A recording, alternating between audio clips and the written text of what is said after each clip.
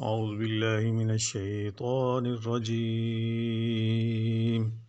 بسم الله الرحمن الرحيم.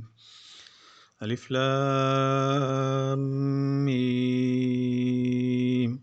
أحسب الناس أن يتركوا أن يقولوا آمنا وهم لا يفتنون.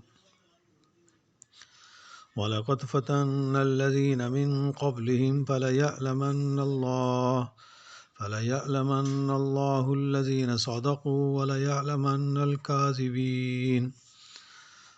أَمْ حَسِبَ الَّذِينَ يَعْمَلُونَ السَّيِّئَاتِ أَنْ يَسْبِقُونَا سَاءَ مَا يَحْكُمُونَ.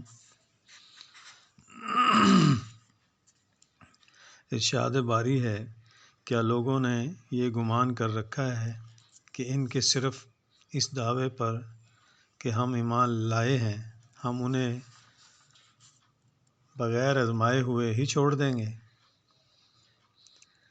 ان سے اگلوں کو بھی ہم نے خوب جانچا، یقیناً اللہ تعالیٰ انہیں بھی جان لے گا جو سچ کہتے ہیں، اور انہیں بھی معلوم کر لے گا جو جھوٹ کہتے ہیں۔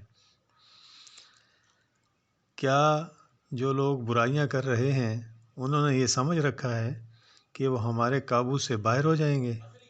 یہ لوگ کیسی بری تجویز کر رہے ہیں۔